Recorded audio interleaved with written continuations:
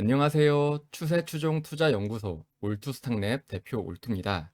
지난 7월 1일 우리 증시에는 아주 큰 변화가 있었습니다. 코스닥 시장이 현재 30주년을 맞이하고 있는데요. 정부가 이 30살 생일에 맞춰서 코스닥 살리기 정책을 내놨습니다. 그 핵심은 바로 동전주 상장 폐지입니다. 주가가 최소 지폐 단위인 1000원도 안 되는 종목들, 100원, 200원, 500원 이런 종목들을 동전주라고 하는데요. 이런 종목들이 현재 코스닥에만 150개가 존재합니다. 코스닥 전체 종목의 약 10분의 1이라고 할 수 있습니다. 이에 정부는 이러한 동전주들을 시장에서 내보내겠다고 선언한 상태입니다. 오늘 시간은 이 정책들이 우리 증시에 어떤 영향을 미칠지, 그리고 긍정적인 부분과 부정적인 부분을 함께 살펴보겠습니다.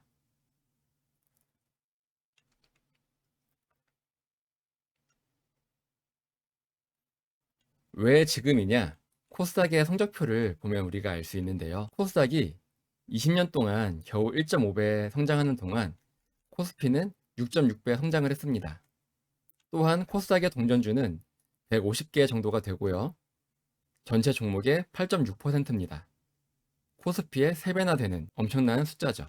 또한 코스닥에서 30년간 상장 폐지됐던 기업들이 904개에 다다릅니다. 감사의견 부적정, 횡령, 자본 잠식 등 수많은 종목들이 상장 폐지를 당했습니다.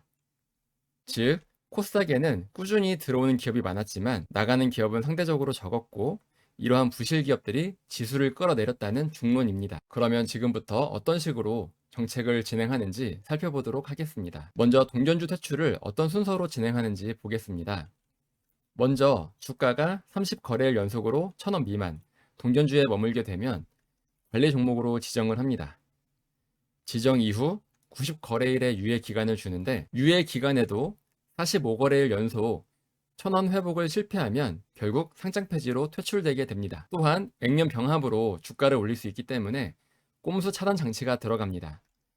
액면 병합으로 주가가 올라도 병합 후 주가가 액면가 미만이면 상장 폐지 대상이 됩니다. 두 번째 정책 핵심은 상장 유지 문턱이 높아진다는 것인데요. 마찬가지로 문턱을 넘지 못하게 되면 상장 폐지 대상이 될 수 있습니다. 먼저 코스닥 시가총액 기준은 기존의 40억에서 200억으로 올랐고요. 2027년에는 300억까지 기준이 오릅니다. 코스피 같은 경우는 기존 200억에서 올해 300억, 그리고 내년에는 500억으로 늘어납니다. 세 번째는 이번에 신설된 동전주 요건이고요. 네 번째는 코스닥의 경우 매출액이 기존의 30억에서 올해 50억, 그리고 29년에는 100억으로 늘어납니다. 즉, 실적이 없는 기업들은 상장 폐지를 시키겠다고 정부가 이야기하고 있습니다. 마지막으로 공시 위반 벌점. 기존에는 15점이었지만 올해부터는 10점으로 대폭 강화됩니다. 실질 심사도 강화가 되는데 단기 완전 자본 잠식 시 심사 대상에 추가됐었지만 기존에는 개선 기간이 최대 2년이었어요.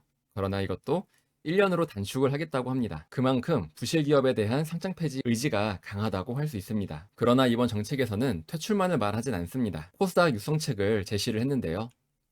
먼저 코스닥 세그먼트 도입입니다. 우량 기업군을 따로 선별해서 육성하는 선별제 구조입니다. 또한 저 PBR 기업 명단을 공개하고요.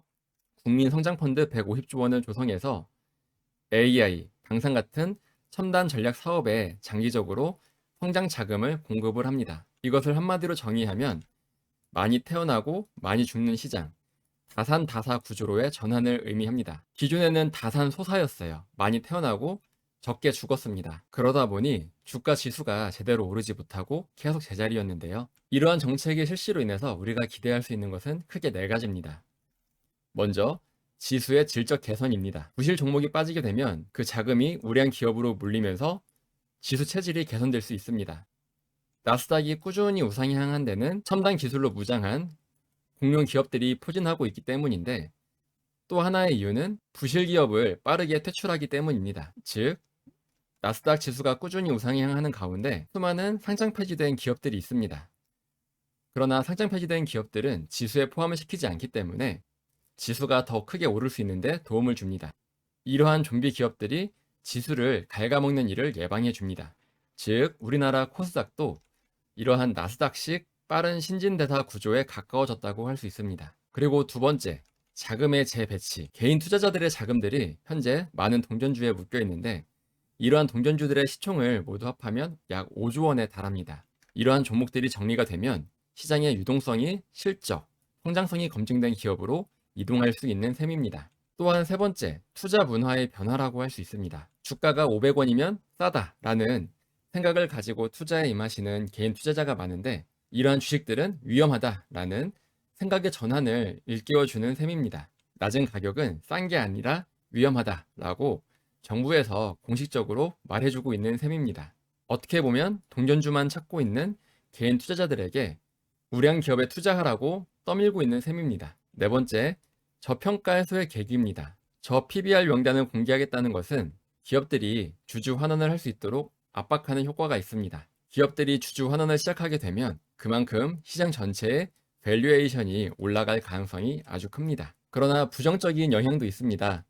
첫 번째로는 개인 투자자들의 단기적인 피해가 불가피합니다. 동전주의 주주들은 대부분 개인인데 올해 상패 대상이 최대 150개사입니다. 약 시총 8조 원인데 이 투자자들은 상장 폐지되기 전에 강제로라도 손실을 보고 매도를 해야 됩니다. 그렇지 않으면 모든 자산이 날아가기 때문인데, 즉 강제로 손절을 권유하게 되는 셈입니다. 또 두 번째는 흑자 기업도 상장 폐지 대상이 될 수 있습니다. 주가가 낮다고 해서 모든 기업이 적자 기업인 것은 아닙니다. 매년 수백억의 흑자를 내는 기업 중에 주가가 1,000원 미만인 기업들도 분명히 있습니다. 따라서 주가가 1,000원 미만이라는 이유로 흑자 기업도 상장 폐지 대상이 된다는 것은 분명히 위험한 부분이 있습니다. 그리고 세 번째, 제도의 허점을 이용해서 형식적인 회피가 확산될 수 있습니다. 상장 유지만을 위해서 병합, 감자, M&A가 늘면서 상장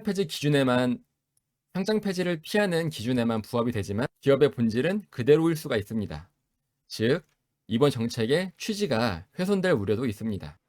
또 마지막으로 저가주에 대한 투심 위축입니다. 기준선인 1,000원 인근인 종목, 예를 들면 주가가 1,200원, 1,500원인 종목들은 다음에 내 차례가 아닌가 하는 두려움에 빠질 수 있습니다. 이에 따른 매도세가 나오면서 소형주들은 전체적으로 유동성이 메마를 수가 있습니다. 그리고 마지막으로 한 가지 덧붙이자면 이러한 정책은 필요 조건일 뿐 결국 기업 실적이 뒷받침돼야 지수가 우상향할 수 있다는 것입니다. 이러한 제도는 필요 조건이지 충분 조건은 될 수 없습니다. 현재 2026년 6월 기준 주가가 1,000원 미만인 종목수는 코스닥이 148개, 코스피가 42개에 해당하는데요. 이러한 동전주들의 시가총액은 총 8.1조 원입니다. 올해 코스닥의 상패 대상은 약 150개사. 정책이 발표되니까 넉 달간 쏟아진 주식 병합 공시가 170건에 이릅니다. 그만큼 상장 폐지를 피하기 위한 꼼수를 부리고 있다는 셈입니다. 이것을 추세 추종 관점에서 살펴보면요. 사실 이 정책은 우리한테 아무것도 바뀌는 것은 없습니다. 그러나 모든 것을 유리하게 만드는 측면도 있습니다. 애초에 추세 추종은 강한 종목을 따릅니다. 이러한 동전주는 연구 대상도 아니고 우리의 워치리스트, 관심 종목도 아닙니다. 대부분은 스탠 와인스타인의 주식 4단계 사이클 중 4단계의 하락 국면에 있는 종목들이 많고요. 이러한 하락 추세에 있는 종목들은 더 빠질 가능성이 크기 때문입니다. 추세 추종은 신고가, 주도 섹터, 베이스 돌파에서만 매매를 하기 때문에 사실 추세 추종과는 관련이 없기는 합니다. 그러나 시장 전체로 살펴보면 부실 종목은 빠지고 우량 종목 중심으로 개편이 됩니다. 즉, 자금은 주도주로 더 집중이 될 테고 추세 추종 매매는 결국 주도주를 선별해서 주도주만 매매하는 것이기 때문에 더욱더 추세 추종을 하기 유리한 환경이 만들어지고 있는 셈입니다. 언제나 시장의 자금은 주도주로 집중이 됩니다. 2023년 에코프로, 2024년 한미반도체, 2025년 상반기 조방원, 그리고 지금은 삼성전자, SK하이닉스, 삼성전기 등 항상 시장에는 주도주가 존재를 하고 그 주도주가 시장을 이끕니다. 추세 추종은 이러한 주도주만 매매하는 것이고요. 따라서 좀 더 시장의 주도주를 쉽게 알아볼 수 있는 그러한 정책이라고 할 수 있겠습니다. 또한 중요한 한 가지가 있습니다. 정책 실시 이후에 저가주가 반등을 하면서 상장 폐지 요건을 피해갈 수 있겠죠. 그러나 이러한 반등하는 주식에 베팅하는 것은 추세 추종이 아닙니다. 살아남은 저가주는 앞으로 오를 거야 라는 생각은 접어두시는 게 좋고, 이런 것을 미리 예측하는 것이 아니라 주가가 이미 크게 오르면서 자신의 몸값을 증명해 줄 때 이러한 주식이 다시 베이스를 만들고 돌파가 나오면 그때 매매하는 것이 좋습니다. 주식은 예측이 아니라 대응이기 때문입니다. 오늘 영상에서 살펴본 PPT는 올투스탁넷 홈페이지에서 무료로 제공드리고 있습니다. 하단에 공지사항에 보시면 11번 코스닥 정책 활성화 분석 PPT라고 해서 올려놓은 자료가 있으니까 필요하신 분은 마음껏 무료로 가져가시길 바랍니다. 이상 추세추종 투자연구소 올투스탁랩 대표 올투였습니다. 고맙습니다. 올투 채널을 구독해 주시면 각종 주식 투자 정보를 빠르게 접하실 수 있습니다. 이상 올바른 투자를 지향하는 올투였습니다. 여러분의 올바른 투자를 기원합니다. 올투